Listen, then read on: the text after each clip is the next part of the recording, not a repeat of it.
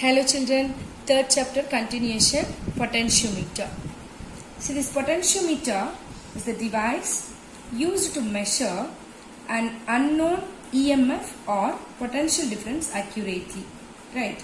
The principle, when a constant current flows through a uniform cross-section area and composition, the potential drop across any length of the wire is directly proportional to the length. We can see how through the diagram. This diagram which is given in our NCERT book. By this way you can draw, or else in the simplest way which is also there, I will tell you later. Now see, this is the external source battery which is connected to that variable resistor RH and key. These two ends, which is nothing but A and B. That means this is the potentiometer, both the ends. Right. Now we can see this potentiometer which is consists of a long wire. Yes, a continuous long wire AB of uniform cross section 10 meter. Right. So like 1 meter each, like 10 meter it contains, right? Like a Constantine or Magnite wire. See, the separator, the piece like wire of 1 meter fixed on the wooden board parallel to each other. The wires are joining series, okay, by thick copper strips, right? Yes, the ends A and B are connected to that battery, what we said, like that. Now, this circuit sends a constant current I through the wire AB and the jockey J, which is slide over it. Then we can get the value of unknown potential, right? How we can see now. As per our the Ohm's law, right? Potential difference V across the length of the wire AJ, which is here.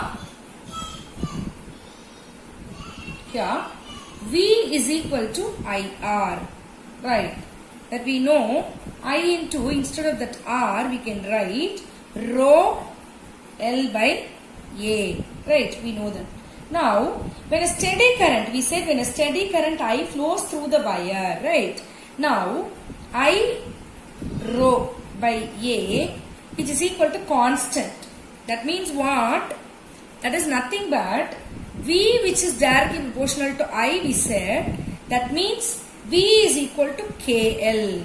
Right. Here, the K, which is nothing but the potential gradient. That means the constant K, which is nothing but potential gradient. What is potential gradient?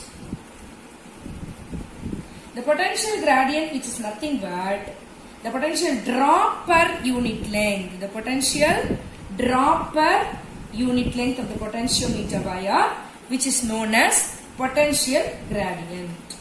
The SI unit of the potential gradient, which is K, is equal to ohm per meter. Okay, this is the SI unit.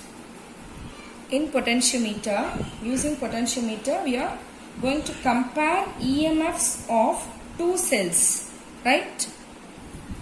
So as I said, the easiest way we can draw the potentiometer, that's potentiometer in the single line we are showing it, but this is it separate like a pieces and fixed on the wooden board parallel to each other like a 1 meter. Okay, just imagine that all the 10 lines which is there here. Then A, B, the two sides, 2 points we have taken this, and in this, as per the circuit diagram for comparing the EMFs, a constant current is maintained through the potentiometer wire AB by means of the battery, right? By means of the battery, which is connected through the key and the variable resistor rheostat RH. Okay. Now, let's E1 and E2 be the two different cells we have to take. Like in our lab, we are taking that like Lange and Daniel cell. The two different cell we have to take it here. This device, which is nothing but DP-DT switch. So we can DP-DT switch. This is nothing but double pole, double throw. Okay. This DP-DT switch with help for us to know the comparing cell. Okay. This we are, it has the 6 connections here. We can see in our lab, we have a lot of experimental devices and all the materials we have in our lab. So there we can see in our lab. Okay.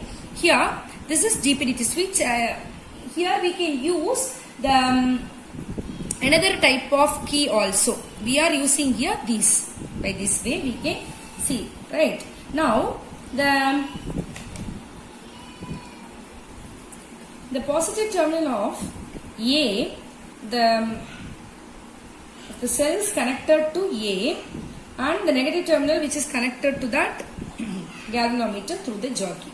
Now what we are going to do, we are going to insert the key, or we can switch to the E1 because we want to know for this one cell at a time. Okay, we are going to keep it that switch on that side, then other side of that it won't work. Okay, so we can switch the key in that E1 side, then the jockey we have to move or touch over all the spaces which is there, the wire. Right.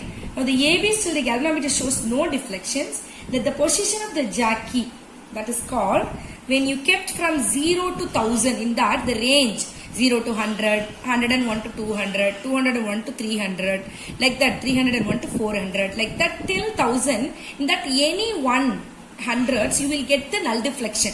So at that point you have to stop and check the value, that is called AJ1, which is equal to L1 you have to take.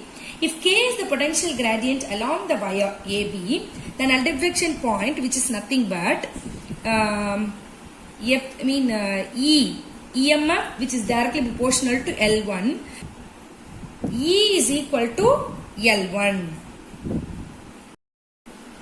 Now, that same way, by turning that or inserting that key, or by turning that side of E2, we will get that other side. That means for the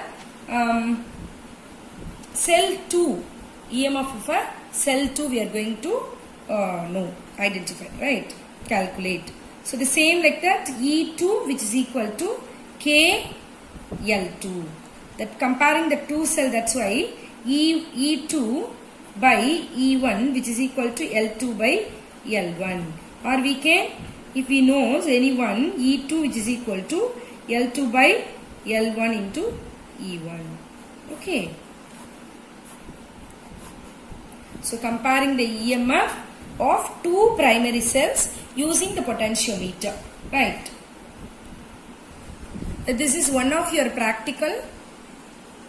We will do it in our lab. Now, internal resistance of a primary cell by potentiometer. This is one more experiment. See, we are going to determine the internal resistance. Right. See the diagram. Yes.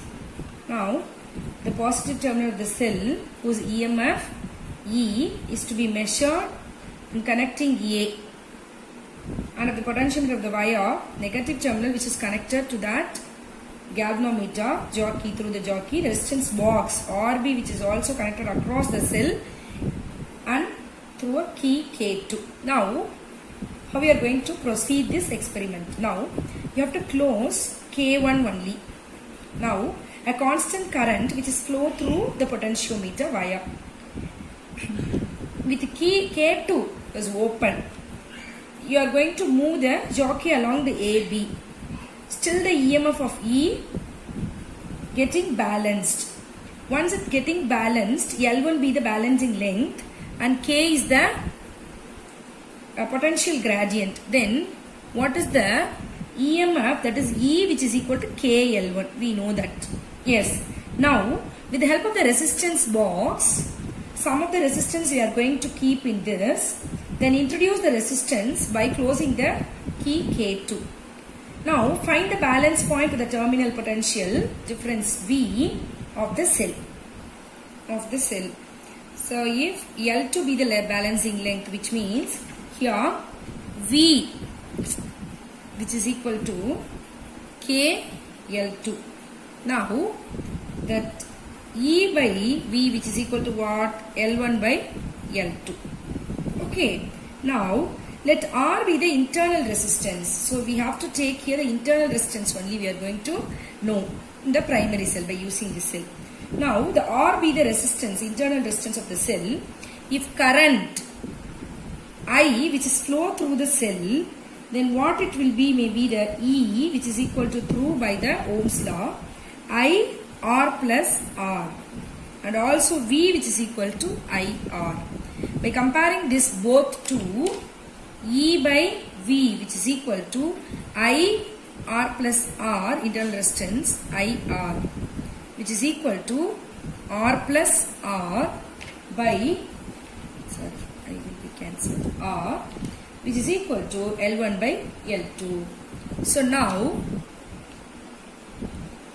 we can take this 1 plus R by R, which is equal to L1 by L2. We have taken R. Or we can write this how this R1 it goes that side, R by R, which is equal to L1 by, L2 we have to take it, the denominator, L1 minus L2 to come in. Right. Now, or we can write this, R is equal to, internal resistance R is equal to resistance to L1 minus L2 by L2. By using this formula, we can get the internal resistance of a cell with the help of a primary cell. Potentiometer. Right? Now, this is also one of the experiment we are going to do perform in our lab. Okay. So till this, our third chapter theory part is over. All the best, children.